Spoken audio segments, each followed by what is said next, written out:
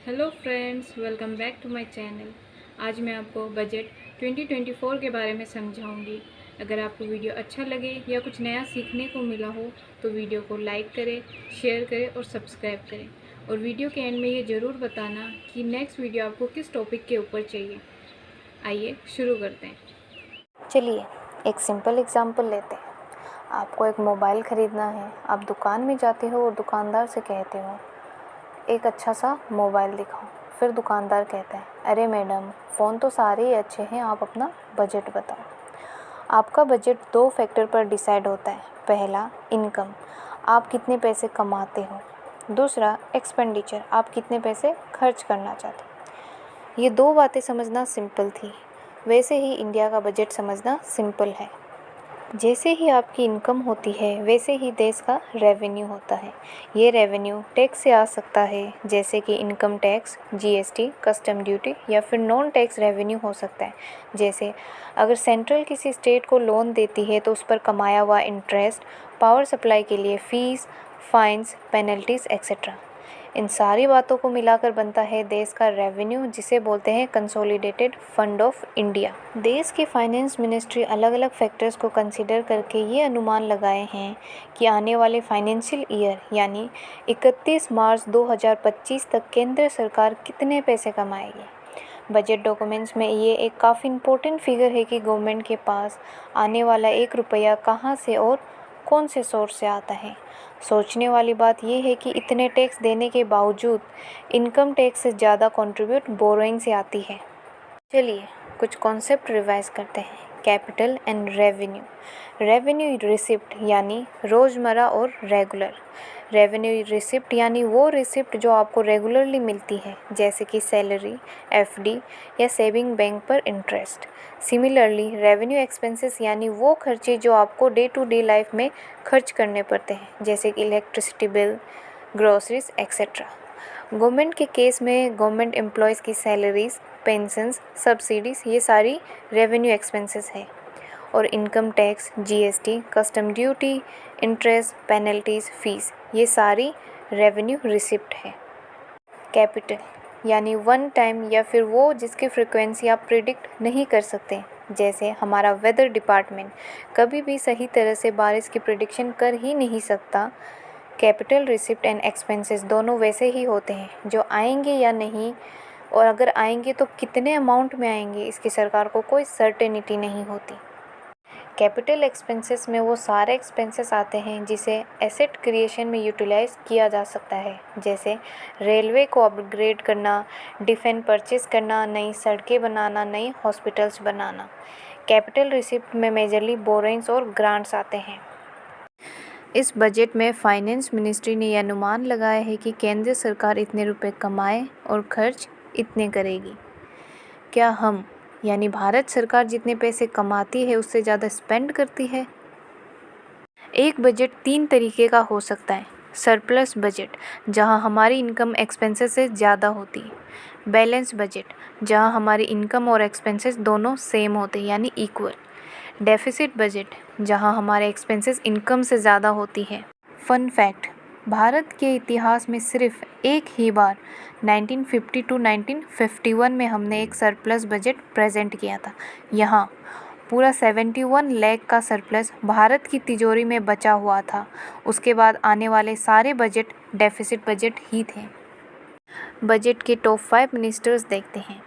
Ministry of finance 18,58,158 crore.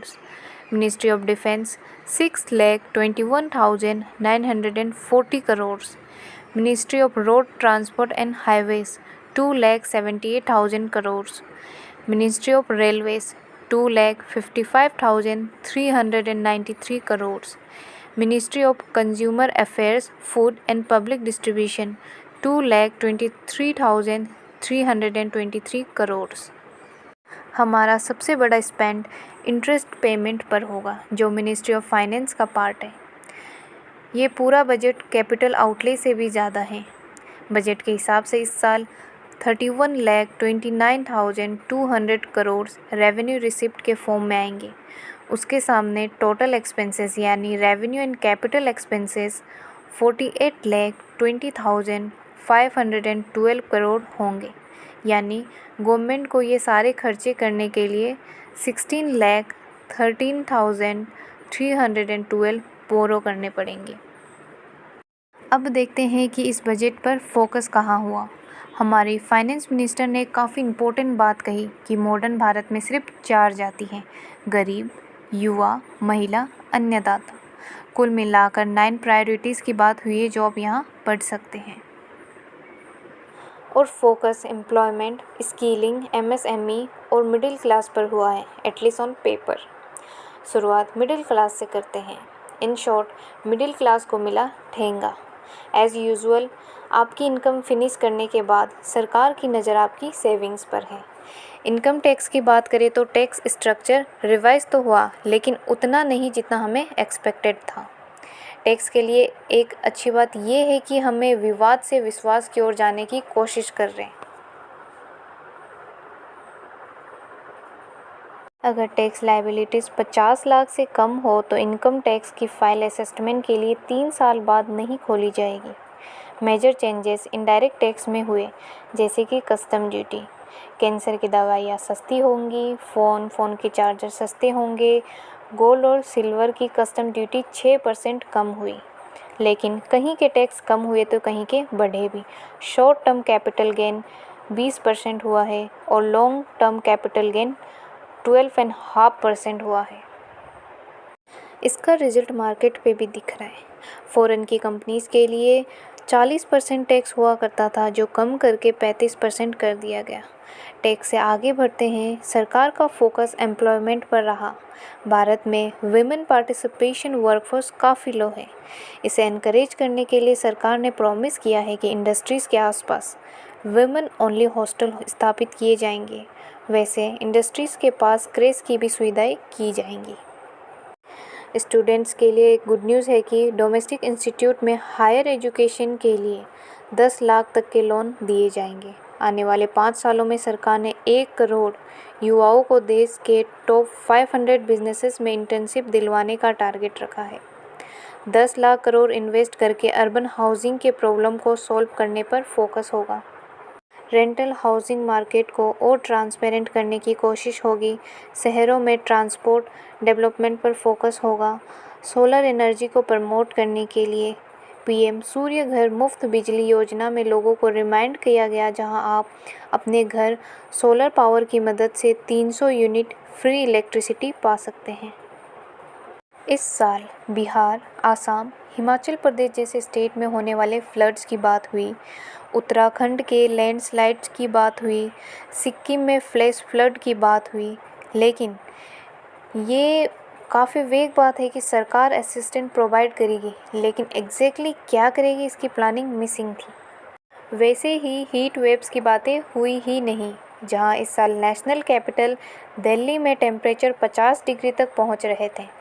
हमारी GDP का 3.4% capital expenditure पर खर्च होगा। 11,11,111 करोड़ इंफ्रास्ट्रक्चर पर स्पेंड होगा। प्रदेश रीऑर्गेनाइजेशन एक्ट के तहत 15,000 करोड़ आंध्र प्रदेश के लिए एलोकेट हुए हैं। बिहार में 26,000 crore road and infrastructure project और टूरिज्म को प्रमोट करने के लिए। नालंदा और गया जैसे लोकेशन को डेवलप करने के लिए खर्च करने वाले हैं। लगता है इतना सारा टैक्स देने के बाद बिहार और आंध्र प्रदेश ज़रूर जाना चाहिए, ये देखने के लिए कि हमारा पैसा कैसे लुटाया जा रहा है। अब कुछ लोग कहेंगे ये एक पॉलिटिकल मूव है। आंध्र प्रदेश ने चंद्रबाबू नायडू और बिहार के नीतीश कुमार के बगैर सरकार गिर सकती है। आपको क्या लगता है, कमेंट में बताइए।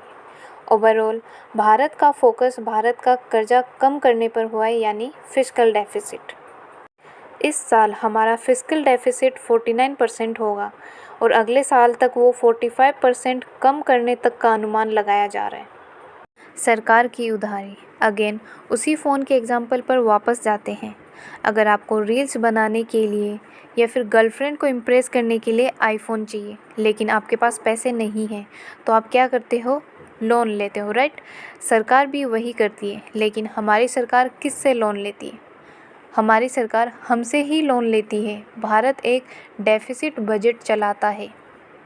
यानी कुल मिलाकर सरकार के रिसीट्स उनके खर्चे से कम है और जो बाकी बच जाता है उसे बोरोइंग से भरा जाता है, यानी लोन लेकर। अब एक इम्पोर्टेंट कॉन्सेप्ट समझते हैं, फिस्कल डेफिसिट। फिस्कल डेफिसिट यानी revenue plus capital expenses minus revenue receipts minus grants and other capital receipts. Basically fiscal deficit ये बताता है कि हमें कितनी बोरिंग करनी पड़ेगी ताकि सरकार वही खर्च कर पाए जो उन्होंने बजट में कमिट किया है। इस साल का फिस्कल डेफिसिट ये है। सरकार लोन कहाँ से लेती है? अगर आप पापा की परी हो तो आपके घर एक चलता फिरता एटीएम है आपके पापा। आप पापा से 2 मीठी बातें कर कर लोन ले सकते हैं या फिर आप बैंक के चक्कर काट सकते हैं। वैसे ही सरकार के पास एडिशनल पैसे खड़े करने के लिए यानी डेट के लिए 2 ऑप्शन है। एक होता है इंटरनल डेट यानी जनता जनार्दन से लिया हुआ loan, market borrowings, short term borrowings, state provident funds, bond से लिया हुआ पैसा सरकार आपसे बोरो करती है। इसका एक बेहतरीन एग्जाम्पल है SGP यानी सॉवरेन गोल्ड बॉन्ड, जिसमें आप इन्वेस्ट कर सकते हैं। उसके प्राइजेस सोने के प्राइजेस से लिंक होते हैं, प्लस सरकार आपको 2.5 इंटरेस्ट भी देती है। ये सरकार का आपसे लिया हुआ एक लोन है। और दूसरा होता है एक्सटर्नल डेट, जो international development, IMF, world bank या फिर हमारे ट्रेड पार्टनर्स यानी दूसरे देशों से लिया हुआ डेट होता है। सरकार देश को स्टेबलाइज करने के लिए, सरकारी एम्प्लॉयज़ की सैलरी देने के लिए, देश के डिफेंस के लिए, एग्रीकल्चर सब्सिडीज़ के लिए और रोड बनाने जैसे कामों के लिए खर्च करती है। लोन तो शादी करने के लिए भी लिया जा सकता है और एक ही इवेंट में सारा पैसा उड़ाया जा सकता है, या फिर लोन लेकर एजुकेशन भी लिया जा सकता है। शादी का लोन बुरा है क्योंकि बारातियों को खाना खिलाने में आपकी फ्यूचर इनकम थोड़ी बढ़ेगी, लेकिन एजुकेशन के लिए अगर लोन लिया तो आपका फ्यूचर सिक्योर हो सकता है। अच्छी जॉब पाकर आप अपनी इनकम बढ़ा सकते हैं। लोन बुरा नहीं होता, लोन किस चीज़ के लिए इस्तेमाल हो रहा है वो चीज़ अच्छी या बुरी हो सकती है। इसके लिए सेम लॉजिक अप्लाई होता है। एक सशक्त और स्मार्ट इकोनॉमी वही होती है जो लोन का इस्तेमाल करके खुद को ग्रो करती है। लोन लेकर रास्ते बनाना, हॉस्पिटल बनाना, एम्प्लॉयमेंट जनरेट करना पैसे का सही इस्तेमाल है। हमारे देश में भी सरकार को कंट्रोल में रखने के लिए कुछ लिमिट्स लगाए गए हैं। साल 2003 में अटल बिहारी वाजपेयी जी की सरकार ने fiscal responsibility and budgetary management act FRBM लाया था। यहाँ हमने 20 साल का टारगेट रखा था, लेकिन बीच में पैंडेमिक आया और सारा प्लान चौपट हो गया। आज भी हमारा बजट का सबसे बड़ा हिस्सा इंटरेस्ट रीपेमेंट ही होता है। एट द एंड मैं यही कहना चाहती हूँ, गरीब को कुछ मिलता है, अमीर को बहुत कुछ मिलता है और मिडिल क्लास को कुछ नहीं। सरकार आपको गरीबी से उठने में मदद ज़रूर करेगी, लेकिन बड़ी मेहनत से गरीबी से ऊपर उठे हुए हैं उन्हें प्रोटेक्ट करने के लिए कुछ नहीं है। इन्फ्लेशन हर साल गरीबी की व्याख्या बदलेगा और आप ज़्यादा पैसे कमाने के बाद भी गरीब ही रहोगे। Thank you. आपको इस वीडियो से कुछ नया सीखने को मिला तो अपने दोस्तों के साथ ज़रूर शेयर करें।